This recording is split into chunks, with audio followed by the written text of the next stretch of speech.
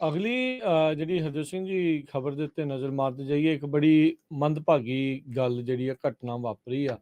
ਬੰਦਾ ਨਾ ਕਈ ਵਾਰੀ ਮਦਦ ਕਰਨ ਦੇ ਲਈ ਜਾਂਦਾ ਆ ਤੇ ਪਰ ਉਹ ਉਸ ਦੇ ਉਲਟ ਵੀ ਜਿਹੜੀ ਆ ਉਹ ਚੀਜ਼ ਪੈ ਜਾਂਦੀ ਆ। ਇਸੇ ਤਰੀਕੇ ਦੇ ਨਾਲ ਕੈਲੀਫੋਰਨੀਆ ਦੇ ਵਿੱਚ 41 ਸਾਲਾਂ ਦਾ ਕੈਸੀ ਰਵੇਰਾ, ਉਹ ਜਿਹੜੇ ਡਕ ਆ, ਬਤਕਾਂ ਆ, ਉਹਨਾਂ ਨੂੰ ਪਾਰ ਕਰਾ ਰਿਹਾ ਸੀ, ਸੜਕ ਪਾਰ ਕਰਾ ਰਿਹਾ ਸੀ, ਕਿਉਂਕਿ ਚਲੋ ਵਾਈਲਡ ਲਾਈਫ ਹੁੰਦੀ ਹੈ, ਤੁਰੇ ਫਿਰਦੇ ਆ, ਕਈ ਦੀ ਲੋਕ ਆਪਣੀ ਗੱਡੀ ਰੋਕ ਕੇ ਉਹਨਾਂ ਨੂੰ ਰੋਡ ਕ੍ਰਾਸ ਕਰਾਉਣ ਲੱਗ ਜਾਂਦੇ ਆ। ਇਸੇ ਤਰੀਕੇ ਦੇ ਨਾਲ ਇਹ ਕੇਸੀ ਰਿਵੇਰਾ ਇਹ ਟਰਾਈ ਕਰ ਰਿਹਾ ਸੀ, ਪਰ ਉਧਰੋਂ ਦੂਜੇ ਪਾਸੋਂ ਇੱਕ ਗੱਡੀ ਆਈ ਜਿਹੜੀ ਰੁਕੀ ਨਹੀਂ। 17 ਸਾਲਾਂ ਦੀ ਉਸ ਗੱਡੀ ਨੂੰ ਚਲਾ ਰਹੀ ਸੀ।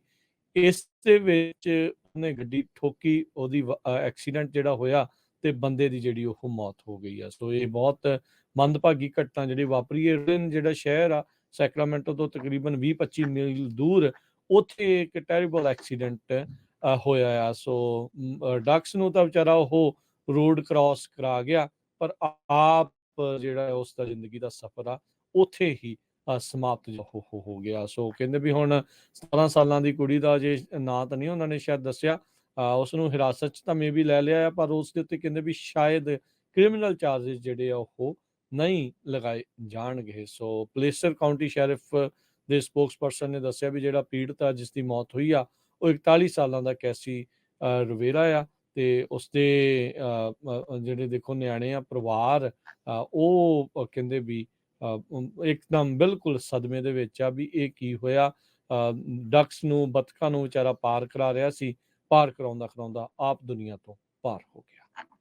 ਜੀ। ਅਗਲੀ ਜਿਹੜੀ ਹਰਜੋਤ ਸਿੰਘ ਜੀ ਖਬਰ ਦੇ ਉੱਤੇ ਨਜ਼ਰ ਮਾਰਦੇ ਜਾਈਏ, ਇੱਕ ਬੜੀ ਮੰਦਭਾਗੀ ਗੱਲ ਜਿਹੜੀ ਆ ਘਟਨਾ ਵਾਪਰੀ ਆ।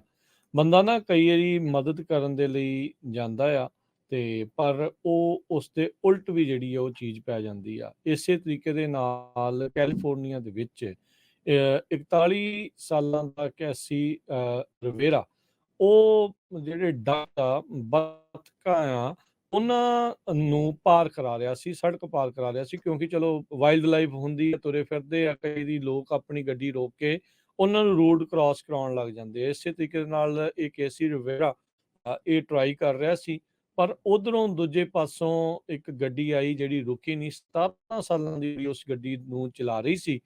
ਇਸ ਦੇ ਵਿੱਚ ਉਹਨੇ ਗੱਡੀ ਠੋਕੀ, ਉਹਦੀ ਐਕਸੀਡੈਂਟ ਜਿਹੜਾ ਹੋਇਆ ਤੇ ਬੰਦੇ ਦੀ ਜਿਹੜੀ ਉਹ ਮੌਤ ਹੋ ਗਈ ਆ। ਸੋ ਇਹ ਬਹੁਤ ਮੰਦਭਾਗੀ ਘਟਨਾ ਜਿਹੜੀ ਵਾਪਰੀ ਹੈ। ਰਿਨ ਜਿਹੜਾ ਸ਼ਹਿਰ ਆ ਸੈਕਰਾਮੈਂਟੋ ਤੋਂ ਤਕਰੀਬਨ 20-25 ਮੀਲ ਦੂਰ, ਉੱਥੇ ਇੱਕ ਟੈਰੀਬਲ ਐਕਸੀਡੈਂਟ ਹੋਇਆ ਆ। ਸੋ ਡਕਸ ਨੂੰ ਤਾਂ ਵਿਚਾਰਾ ਉਹ ਰੋਡ ਕ੍ਰਾਸ ਕਰਾ ਗਿਆ, ਪਰ ਆਪ ਜਿਹੜਾ ਉਸ ਦਾ ਜ਼ਿੰਦਗੀ ਦਾ ਸਫ਼ਰ ਆ ਉੱਥੇ ਹੀ ਸਮਾਪਤ ਹੋ ਗਿਆ। ਸੋ ਕਹਿੰਦੇ ਵੀ ਹੁਣ 17 ਸਾਲਾਂ ਦੀ ਕੁੜੀ ਦਾ ਜੇ ਨਾਂ ਤਾਂ ਨਹੀਂ ਉਹਨਾਂ ਨੇ ਸ਼ਾਇਦ ਦੱਸਿਆ, ਉਸ ਨੂੰ ਹਿਰਾਸਤ 'ਚ ਤਾਂ ਮੇ ਬੀ ਲੈ ਲਿਆ ਆ, ਪਰ ਉਸ ਦੇ ਉੱਤੇ ਕਹਿੰਦੇ ਵੀ ਸ਼ਾਇਦ ਕ੍ਰਿਮੀਨਲ ਚਾਰजेस ਜਿਹੜੇ ਆ ਉਹ ਨਹੀਂ ਲਗਾਏ ਜਾਣਗੇ। ਸੋ ਪਲੇਸਰ ਕਾਊਂਟੀ ਸ਼ੈਰਿਫ ਦੇ ਸਪੋਕਸਪਰਸਨ ਨੇ ਦੱਸਿਆ ਵੀ ਜਿਹੜਾ ਪੀੜਤ ਆ, ਜਿਸ ਦੀ ਮੌਤ ਹੋਈ ਆ, ਉਹ 41 ਸਾਲਾਂ ਦਾ ਕੈਸੀ ਰਵੇਰਾ ਆ ਤੇ ਉਸਦੇ ਜਿਹੜੇ ਦੇਖੋ ਨਿਆਣੇ ਆ, ਪਰਿਵਾਰ ਉਹ ਕਹਿੰਦੇ ਵੀ ਇੱਕਦਮ ਬਿਲਕੁਲ ਸਦਮੇ ਦੇ ਵਿੱਚ ਆ ਵੀ ਇਹ ਕੀ ਹੋਇਆ।